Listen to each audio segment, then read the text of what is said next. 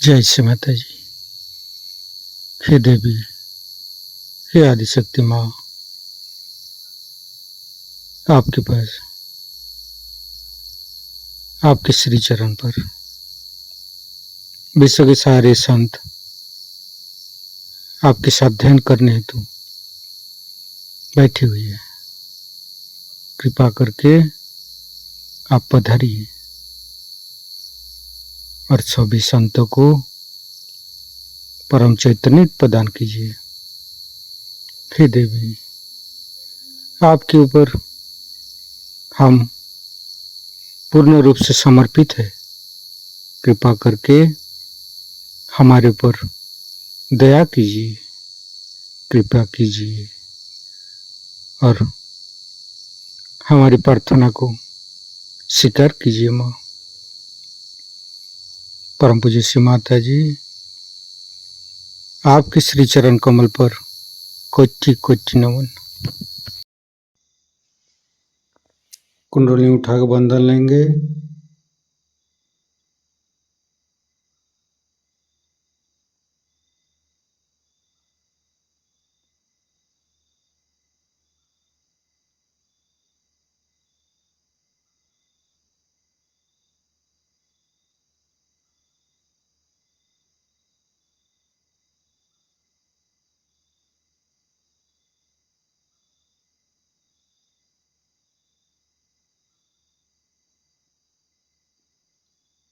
तीनों महामंत्र। ओम तमेव साक्षात् श्री महालक्ष्मी महासरस्वती महाकाली त्रिगुणात्मिका कुंडली साक्षात् श्री आदिशक्ति माता जी श्री निर्मला देवी नमो नमः। ओम तमेव साक्षात् श्री कल्की साक्षात् श्री आदिशक्ति माता जी श्री निर्मला देवी नमो नमः। ओम तमेव साक्षात् श्री कल्की साक्षात् श्री सहस्रार स्वामिनी मोक्ष प्रदायिनी माता जी श्री निर्मला देवी नमो नमः। गणेश मंत्र। ओम तमेव साक्षात् श्री गणेश साक्षात् श्री आदिशक्ति माता जी श्री निर्मला देवी नमो नमः। दोनों हाथ खुला हुआ परम पूज्य श्री माता जी के सामने।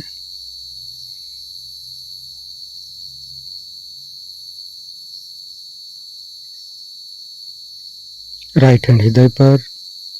परम पूज्य श्री माता जी, कृपा करके आप हमारे हृदय पर आइए और हमारे हृदय को स्वच्छ कर दीजिए। सच हृदय कमलासन पर आपके श्री चरण को स्थापित कीजिए। माँ, आपकी श्री चरण की शीतलता हमारे हृदय पर प्रदान कीजिए। माँ, परम पूज्य श्री माता जी, हम अज्ञानी हैं। हमारी अज्ञानता के वश में यदि आपकी शान के खिलाफ कोई गलती हुआ हो, कृपा करके मुझे क्षमा कर दीजिए। माँ,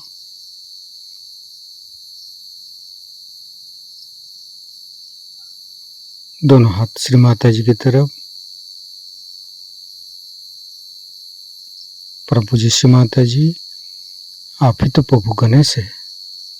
कृपा करके हमारे तीनों लाडली सात चक्र में समस्त दोषों को, समस्त रोगों को दूर कीजिए।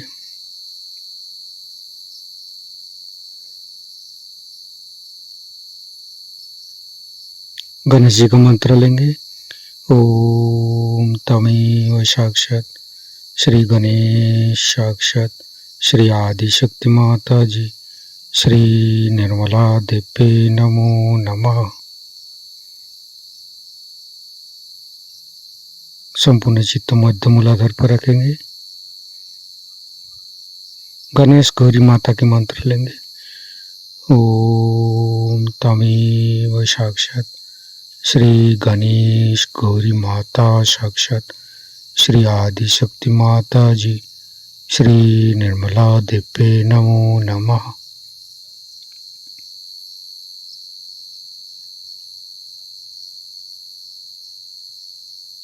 तीनों स्वादिष्ठान को देखेंगे।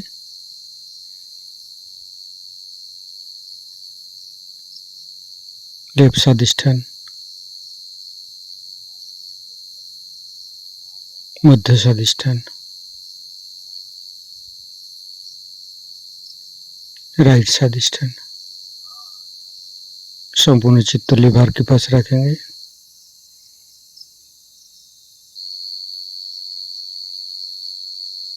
परम पूज्य श्री माता जी, आपकी श्री चरण की शीतलता हमारे लिभार पर प्रदान कीजिए। चंद्रदेव का मंत्र लेंगे।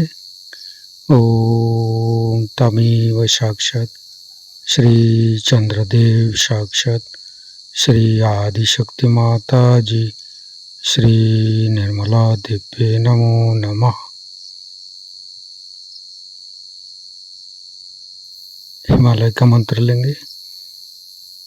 ओम तमेव साक्षात श्री हिमालय साक्षात श्री आदि शक्ति माता जी श्री निर्मला देवी नमो नमः।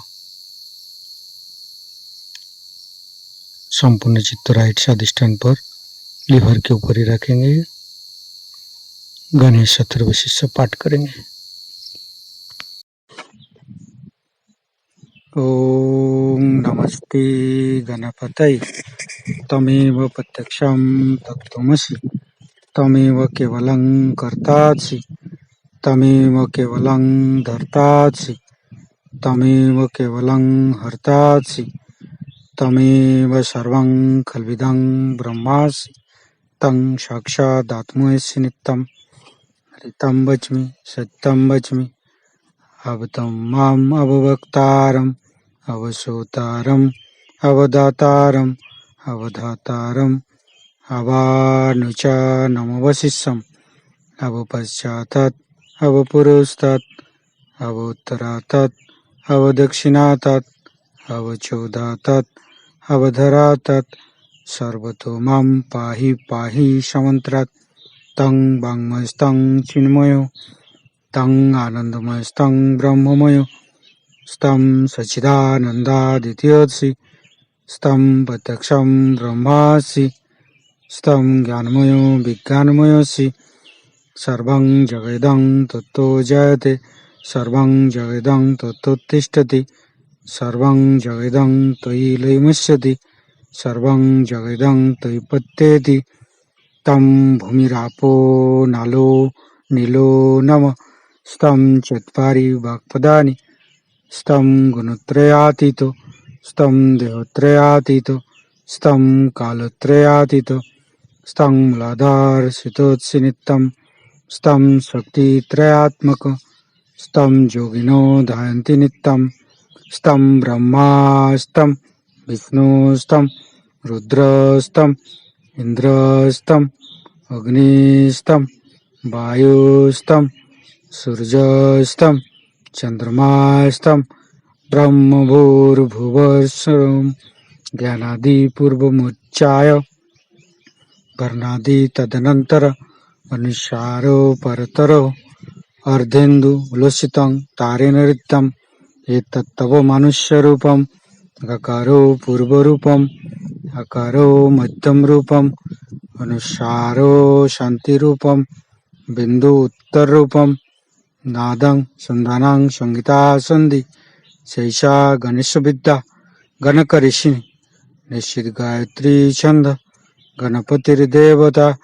ओम गं गणपतये नमः। एकदंताय विद्महे वक्रतुंडाय धीमहि तन्नो दन्ति प्रचोदयात्। एकदन्तं चतुर्हस्तं पाशमङ्कुशधारिणं रदं च वरदं हस्ते बिभ्राणं मूषकध्वजं रक्तं लम्बोदरं शूर्पकर्णकं रक्तवाससं रक्तगन्धानुलिप्ताङ्गं रक्तपुष्पे सुपूजितं भक्तानुकम्पिनं देवं जगत्तारणमच्युतम् आविर्भूतं च सृष्ट्यादौ प्रकृते पुरुषोत्तरम् एवं धारन्त्यो नित्यं स योगी योगिनो वर। नमो बृहत्पतये नमो गणपतये नमो पमतपतये नमस्ते अस्तु लंबोदराय दंताय विघ्ननाशिने शिवसुताय श्रीवरदमूर्तये नमो नमः। साक्षात् श्री आदिशक्ति माता जी श्री निर्मला देवी नमो नमः।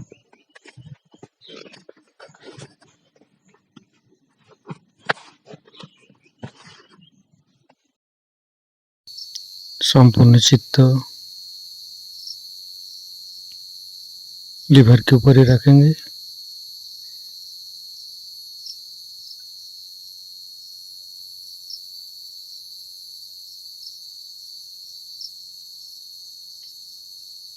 फिर तीनों नाभि एक एक चक्र को देखते रहेंगे।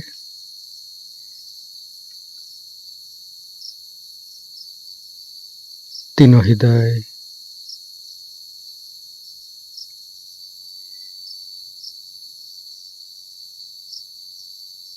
तीनों विशुद्धि, फ्रंट आज्ञा, बैक आज्ञा, सहस्त्रार। परम पूज्य श्री माता जी हमारे सहस्त्रार पर आइए और निर्विचारिता सिद्धि प्रदान कीजिए। निर्विचारिता का मंत्र लेंगे। ओम तमेव साक्षात श्री निर्विचारिता साक्षात श्री आदिशक्ति माता जी श्री निर्मला देवी नमो नमः। संपूर्ण चित्त सहस्त्रार पर, संपूर्ण ध्यान का स्थिति परम पूज्य श्री माता जी का अमृत बनी हम सहस्त्रार से ग्रहण करेंगे।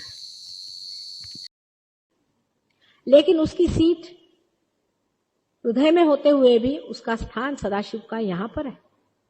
जिस वक्त में वो जागृत हो जाता है तो जो चीज यहाँ हृदय में एक क्षेत्रज्ञ के नाम से है वो वहां जागृत हो जाती है हमारे ब्रेन के अंदर, और जो चीज हमारे ब्रेन के अंदर है वही हमारे चेतना के अंदर में, इसलिए वो हमारे चेतना में आ जाती है। इसीलिए जो यूनिवर्सल अनकॉन्शियस है, जो सुप्त चेतन है, वो चेतन हो जाता है।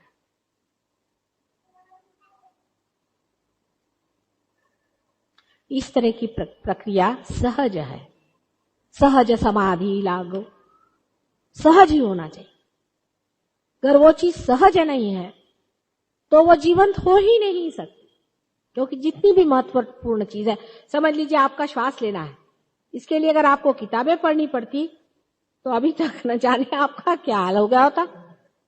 जो भी महत्वपूर्ण संसार की जितनी भी चीजें हैं वो सहज ही है, और इसीलिए आपके अंदर की ये जो प्रक्रिया है, जो इवोल्यूशन की आखिरी चीज है, वो भी सहज है और आप ही के साथ पैदा हुई है, आप ही के अंदर बनी हुई है, और ये परमात्मा के ही हाथों से होने वाली है।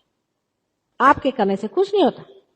आपके करने से अगर एक बीज भी नहीं उग सकता है तो आपकी कुंडलिनी आपके करने से कैसे निकलेगी? जीवंत चीज तो आपने एक भी नहीं की आज तक, लेकिन जब आप पार हो जाते हैं तब ही आप जीवंत चीज करते हैं। तब आप दूसरों की कुंडलिनी भी उठा सकते हैं इतना ही नहीं, पर आप जिस जगह हाथ रख दें, ऐसे ऐसे चमत्कार हैं इसके। एक दो मैं आपको बताऊंगी, उसके बाद हम लोग ध्यान करेंगे।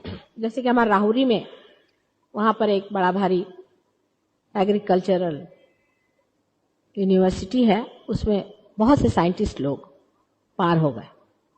उन्होंने एक्सपेरिमेंटेशन शुरू कर दिया गेहूं पर, चावलों पर, गाय भैंसों पर। तो कहने लगे कि एक इंडियन गाय को उन्होंने वाइब्रेशन का पानी दिया, वाइब्रेट किया। तो इतना आश्चर्य हुआ कि वो जो गाय, इंडियन गाय थी, वो एक ऑस्ट्रेलियन गाय की इतना दूध देने लगे, और बड़ा ही उसका स्वाद बहुत अच्छा था, क्योंकि वैसे भी ऑस्ट्रेलियन गाय के दूध में उतना स्वाद नहीं होता जैसे अपनी इंडियन गाय के, वो तो बड़ा प्रेम से देती है, और शक्ल भी उनकी फर्क होती है। अगर आप इंग्लैंड की गाय देखें तो आप कहेगा ये सफेद भैंस है, उसके गाय के जैसा मुंह नहीं है। जैसे हिंदुस्तानी गाय का मुख में एक तरह का प्रेम होता है, उनके भैंस के जैसा मुंह होता है, क्योंकि उनको बिल्कुल मैकेनाइज कर दिया गया। गेहूं के बारे में बता रहे थे कि उन्होंने कुछ गेहूं वाइब्रेटेड वाटर से उगाए, तो बहुत ही बड़े बड़े मोती के जैसे गेहूं आए। उसके बोरे उन्होंने भर करके और गोडाउन में रख दिए, बहुत बड़ा गोडाउन था, और उसमें और भी चीजें रखी थी, दुनिया भर की चीजें। उनको यह आश्चर्य हुआ कि जो चूहे थे वो सब हर एक तरह के बोरों को उन्होंने अपने दांत लगाए और बहुत से बोरों में से खाया, यहां तक कि वो जो पेन होता है, मतलब जो सीट के जो तेल को निकाल करके जो उसका बच जाता है, जिसे पेन कहते हैं, उसमें तक चूहों ने दांत लगाए। लेकिन ये जो बोरे रखे थे ऐसे किए, ऐसे रखे, उसको नहीं छुआ। वो उनको भी समझ में आया कि वाइब्रेटेड। फिर ये भी समझ में आ जाता है कि कौन सी चीज असल है और कौन सी चीज नकल है। जैसे मूर्ति पूजा, अब अष्टविनायक है, हम कहते स्वयंभू है कि नहीं है, कैसे पता होगा? आप जाके वाइब्रेशन देख लीजिए, आपका पता हो जाएगा कि ये स्वयंभू है, उनके अंदर से वाइब्रेशन आती। और बाइबल में भी ये कहा है कि उस तरह की कोई मूर्ति नहीं बनानी चाहिए जो बनाती है पृथ्वी, माने जो स्वयंभू है उसकी मूर्ति मनुष्य न बनाए, क्योंकि उसमें दोष आ जाते हैं। लेकिन रियलाइजेशन के बाद आप किसी भी मूर्ति को जागृति दे सकते हैं।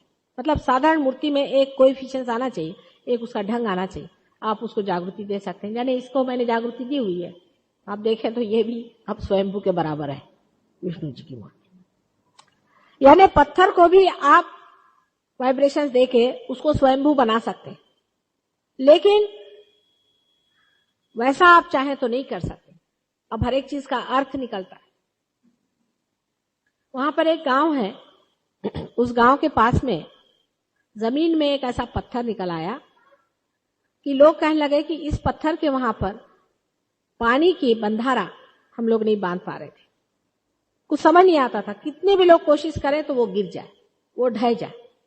तो उन्होंने वहां देखा कि कुछ जमीन में ऐसे अजीब से पत्थर निकल आए हैं, और ये पत्थर पता नहीं इसमें से क्या शक्ति है कि वहां, अंग्रेज लोगों की बात है, इंग्लिश लोगों ने कोशिश की। उसके बाद में उन्होंने सोचा कि इस जगह इतनी जगह छोड़ दो, और बंधारे को इस तरह से लिया उन्होंने, जिससे कि स्ट्रेट बंधारा नहीं हो पाया, वो जगह छोड़ ही दी। इधर एक बंधारा कर दिया, इधर कर दिया, वो जगह छोड़ दी। जब मैं वहां गई उस गांव के पास, तो उन्होंने बताया कि माता जी ये बताइए कि यहाँ क्या चीज है। मैंने कहा देखो तुम वाइब्रेशन लो यहां से। वो जो जगह है सहस्त्रार जैसी है, जैसे सहस्त्रार से वाइब्रेशन आते वैसे वहां से वाइब्रेशन आते। मैंने कहा इस वाइब्रेशन की ये तो स्वयंभू चीज है, इसके ऊपर में कोई चीज तुम बांधोगे तो बंधेगी कैसी, वो तो स्वयंभू है। स्वयंभू लिंग वगैरह भी इसी तरह से पता लगे कि कोई रियलाइज सोल्स जा रहे होंगे, उनको वाइब्रेशंस मिले, उनका लो भाई।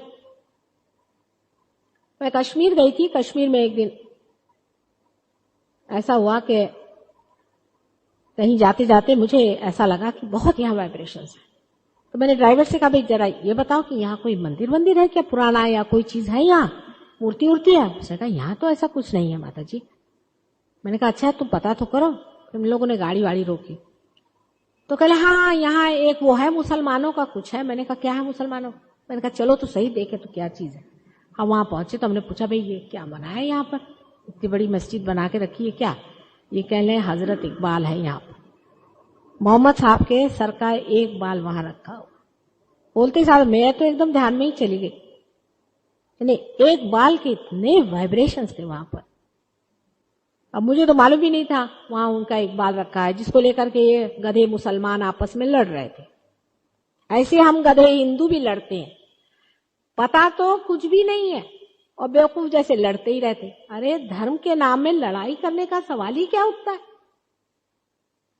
उस पर पीछे मैं काटमार हो गई। किसी से पूछो कि ये उनका बाल है कि नहीं है, बताओ क्या प्रूफ है? चाहे किसी और का बाल हो, इनके पास क्या प्रूफ है? कैसे कह सकते हैं कि यहां बाल है कि?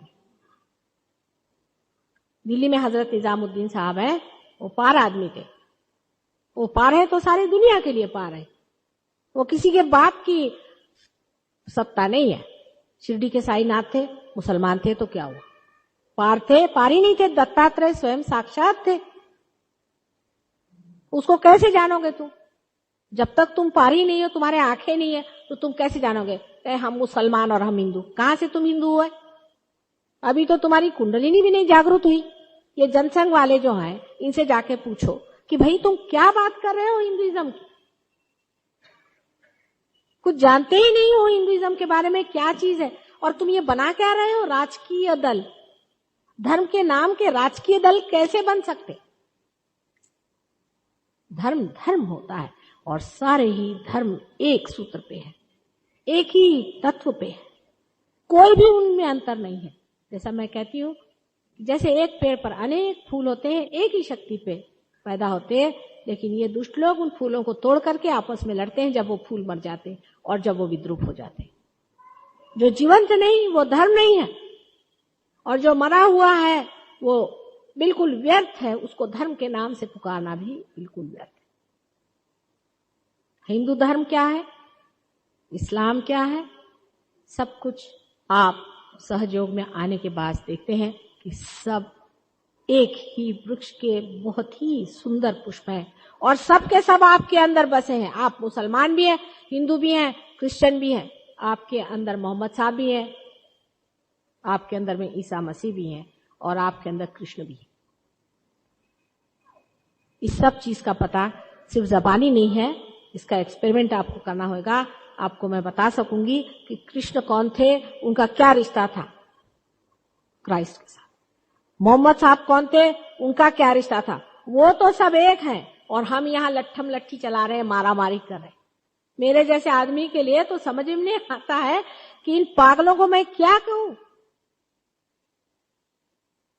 ईसा मसीह ने कहा है, Those who are not against me are with me। अब इन पोप साहब से जाके पूछो कि ये कौन है। उनको तो अपनी पड़ी हुई है कि मेरे को अपने डायमंड्स लगाने के हैं।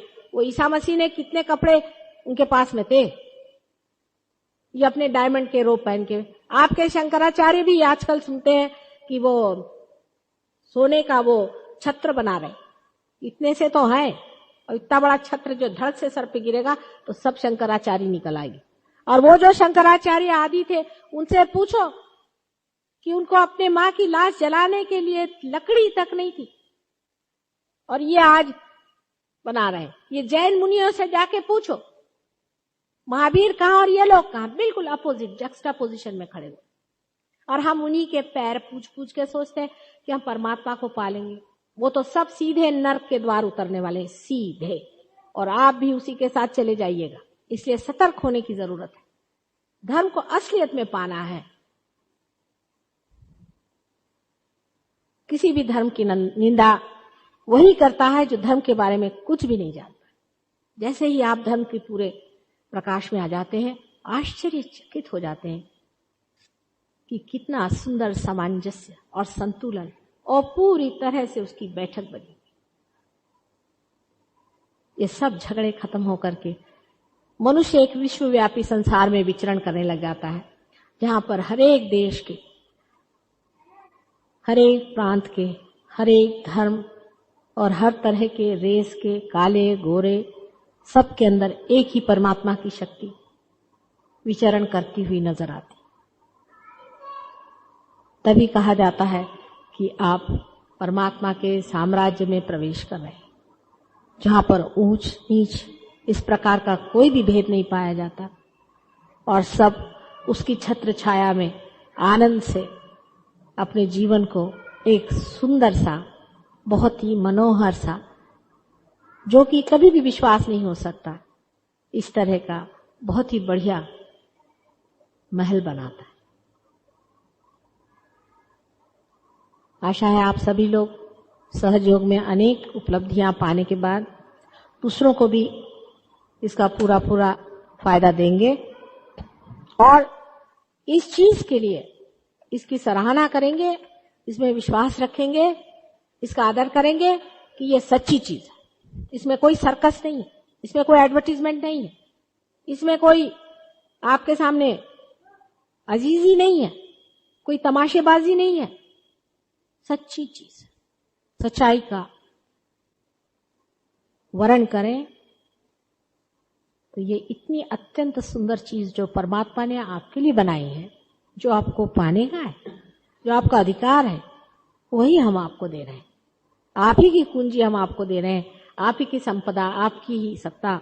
सिर्फ समझा रहे हैं बेटे चाबी कैसे खोलने की है और फिर लो अपनी संपदा दे।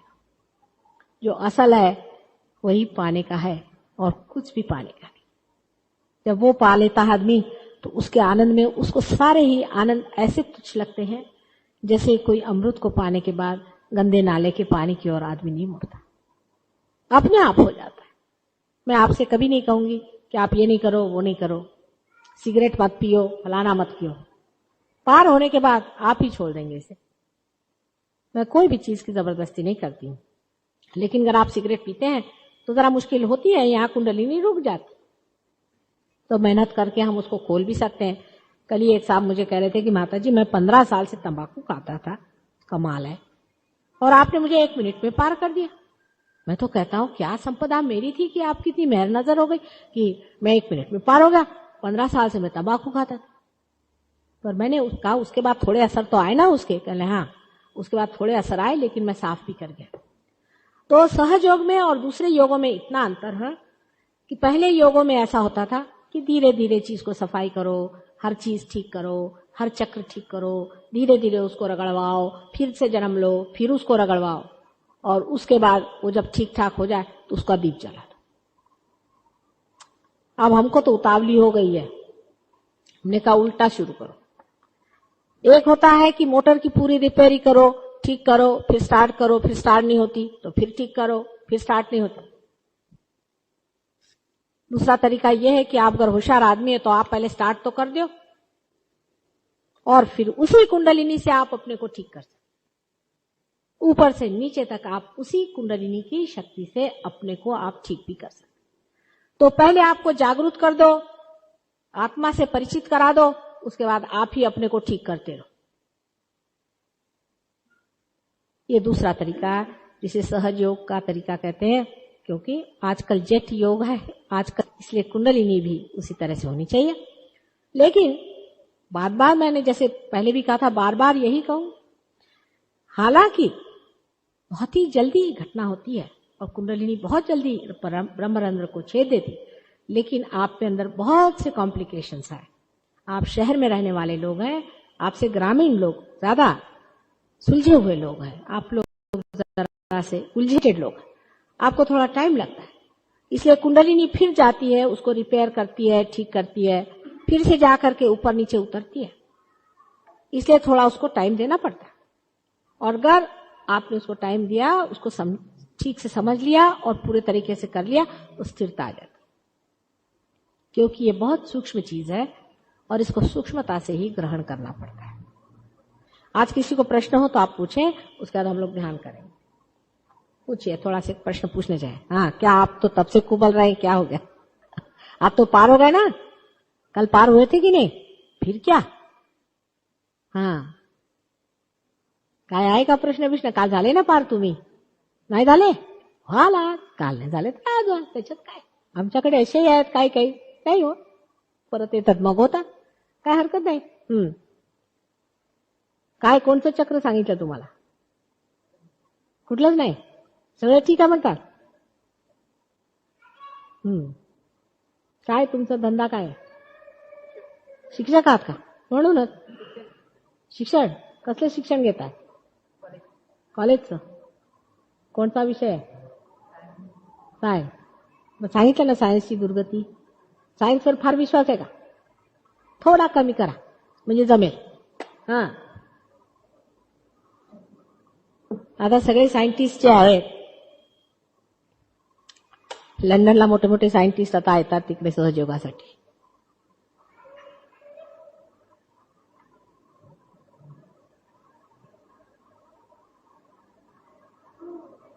सायन्सवर बोलणार आहे मी, परवा बोलीन सायन्सवर सुद्धा, आपण याल तेव्हा.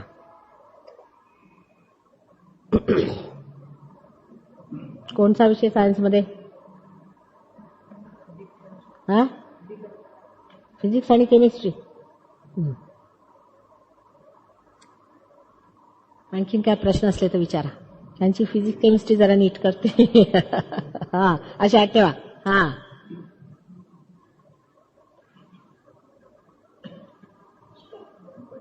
थोडं बोला, काय प्रश्न असले तर बोला ना. नवीन मंडळी आली आहेत, हा, तरुण मंडळी आहेत, प्रश्न विचारले पाहिजेत. काहीतरी असलं तर विचार. की निर्विचार झाले सगळे, काय डोक्यात येतच नाही प्रश्न. हा, बोला. काय नाही, नको नको, पाणीच पाहिजे. हा, काय आहे का प्रश्न? विचारा ना.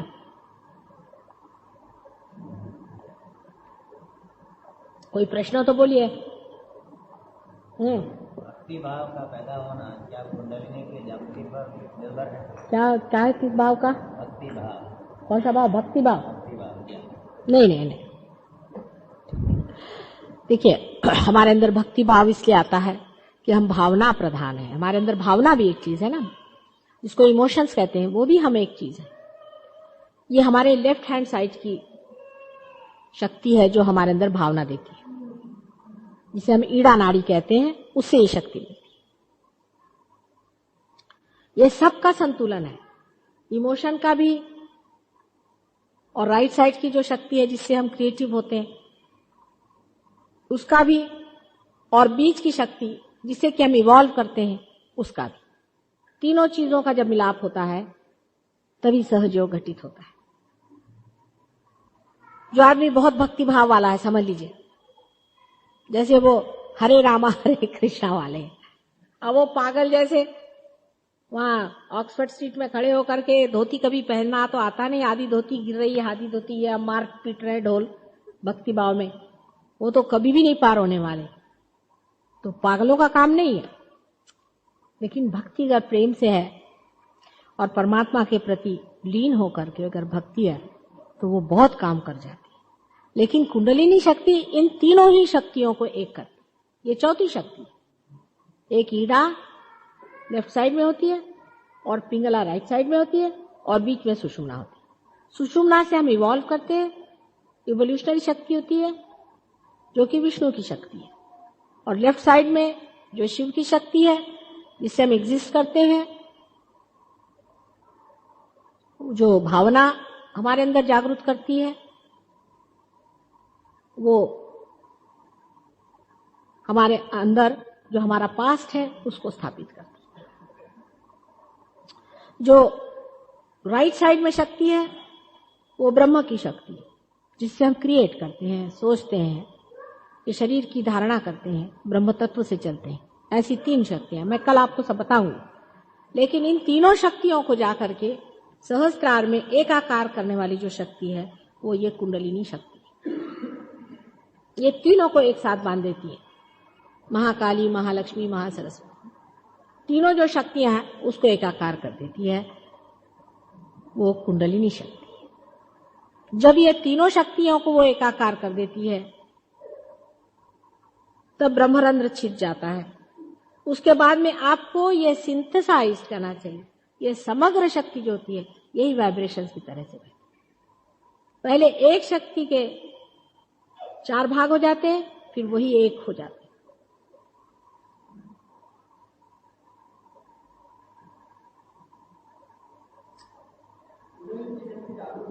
हाँ, बस मिसालते हैं। कुंडलिनी शक्ति जब हमारे अंदर जागृत होती है तो क्या होना चाहिए, क्योंकि हर एक में अलग अलग तरह से कुंडलिनी शक्ति जागृत होती है।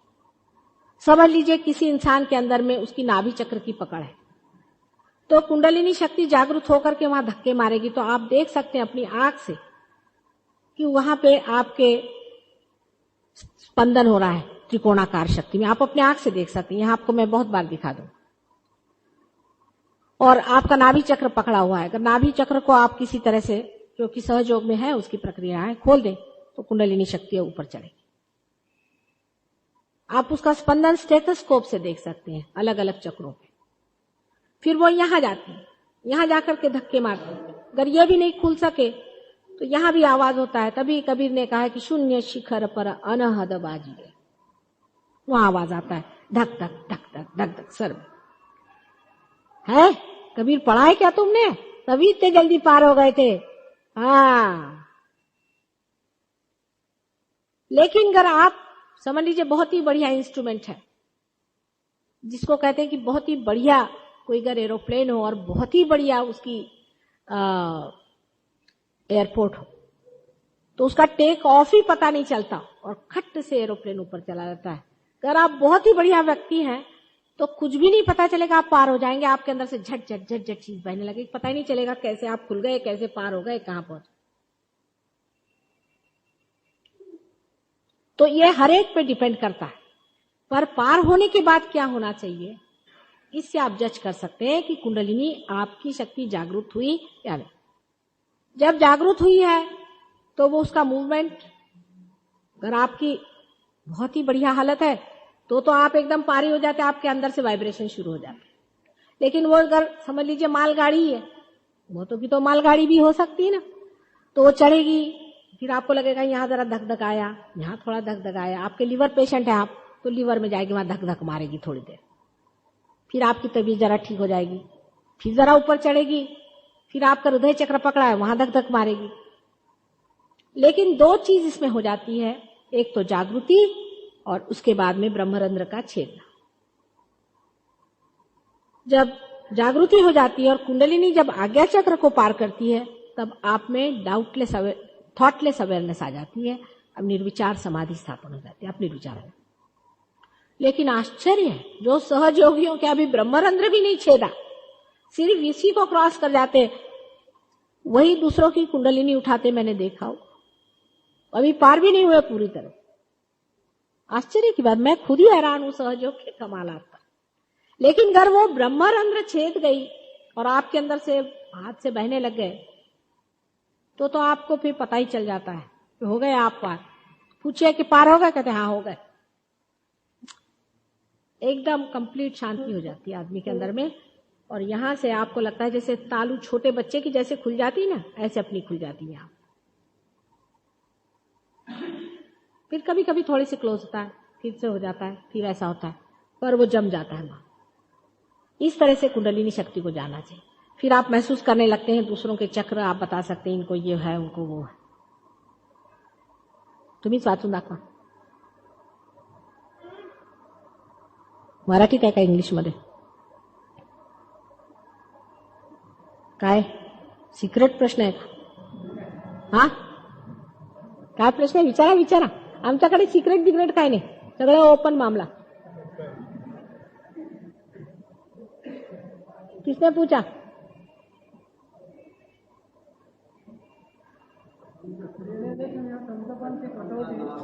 हाँ,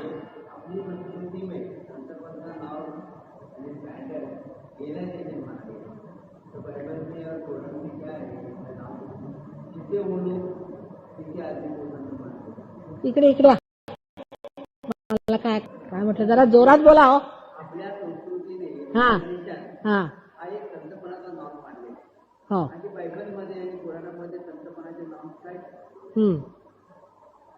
आता ते तुम्हाला माहितीच आहे सगळे। संतपणाचे नॉर्म्स काय? पण मुख्य म्हणजे आमच्या संतपणा, आम्ही संत त्याला मानतो जो पार आहे. उठला सुटला जो आणि हातात वीणा घेतली टंग टंग करत फिरला तो काय आम्ही संत बिंत मानत नाही. सरळ गोष्ट आहे. ते लागले आपले भीक मागायला आम्ही संत म्हणे, ते काय आम्ही मानत नाही. परत संतपणाची जी लक्षणं सांगितलेली आहेत तो पण जरा शिष्टपणा आहे कुठे कुठे, म्हणजे कुठे कुठे ठीक आहे, म्हणजे तुकाराम बुवा करेक्ट 100 मार्क्स, पण बाकी पुष्कळ गडबड सुद्धा आहे. म्हणजे संतांनी सगळ्यांचे जोडे खाल्ले पाहिजेत, मुळेच खाणार नाही. या कलियुगात मारून तर बघा, संतांना कुणी 2 थोबाडा दिल्या तर 4 खाल्ल्या पाहिजेत, मुळेच खाणार नाही. झालं पुष्कळ शहाणपण. तेव्हा आमच्या जरा आयडियाज बदललेल्या आहेत आता संतांच्या बाबतीत. कळलं का? संतांचं लक्षण मुख्य हे की स्थिरावलेले उभे. बोला काय बोलायचं? जे आपल्या ठिकाणी स्ववर उभे झाले ते संत. त्यांना कुणी मारू शकत नाही, ते कुणाला मारणारही नाही. कुणावर ऍग्रेशनही करणार आहे आणि कुणाचं ऍग्रेशनही सहन करणार नाही. फार झालं ते. उठला सुटला त्याला चढवा, तसं आता चालायचं नाही. म्हणून थोडं बदललंय मी संतांचं लक्ष, बरं का? तेव्हा तेही लक्षात ठेवलं पाहिजे. थोडं बदलावं लागतं. फार सहन द्यायला आहे ना, आमच्याकडे असे पुष्कळ लोक आहेत. राग यमन। कृपया अपना चित्त स्वादिष्ठान चक्र पर स्थिर करें।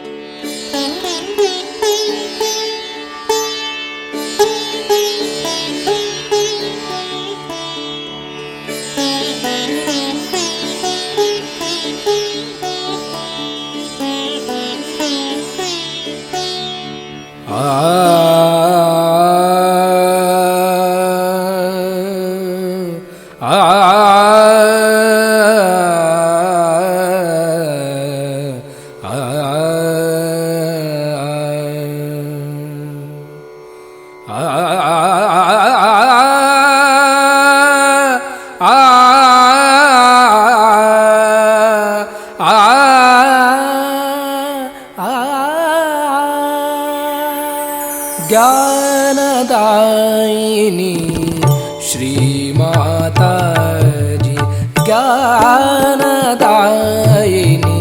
श्री माताजी, ज्ञानदायिनी श्री माताजी।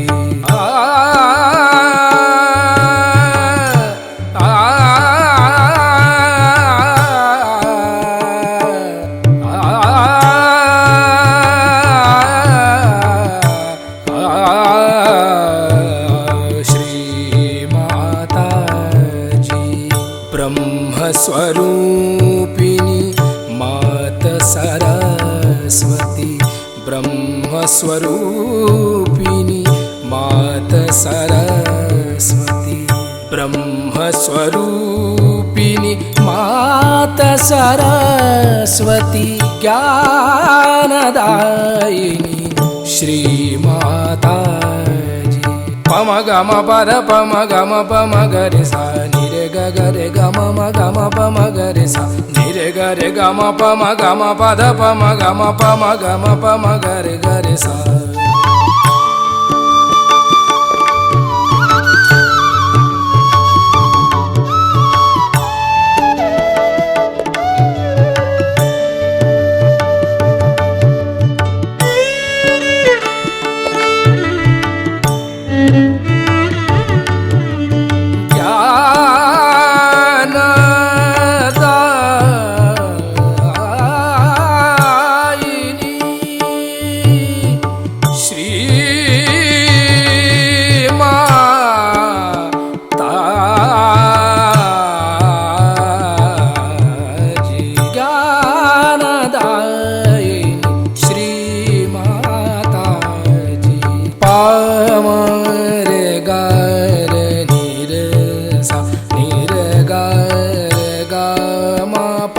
ma pa da pa ma ga re ni re sa ज्ञानदायिनी Shri Mata जी।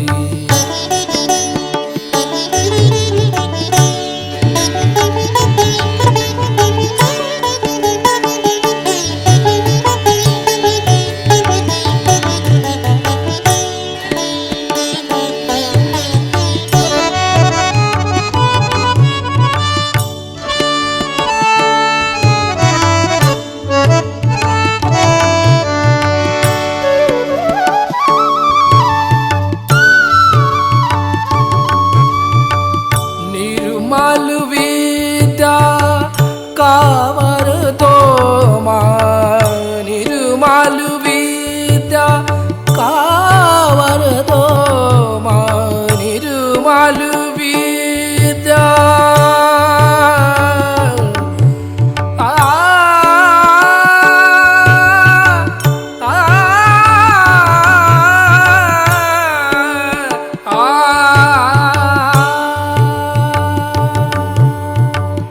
निर्मल विद्या कावर दो माँ, निर्मल विद्या कावर दो माँ, चित्त सदा चरणों में रखना, चित्त सदा चरणों में रखना, चित्त सदा चरणों में रखना, ज्ञानदायिनी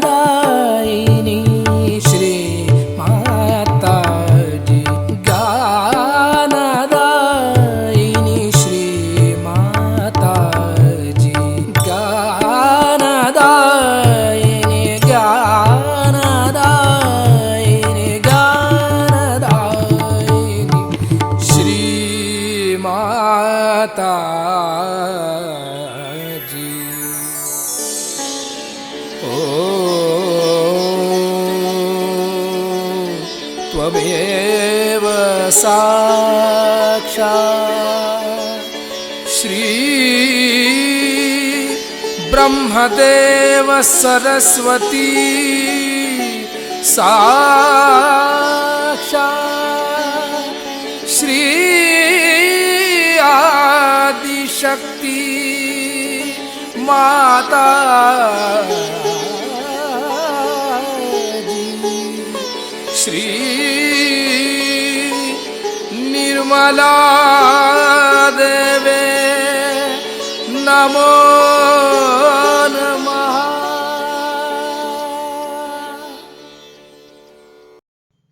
इसी ध्यान का स्थिति, निर्विचारिता स्थिति, परम चैतन्य अनुभव करते हुए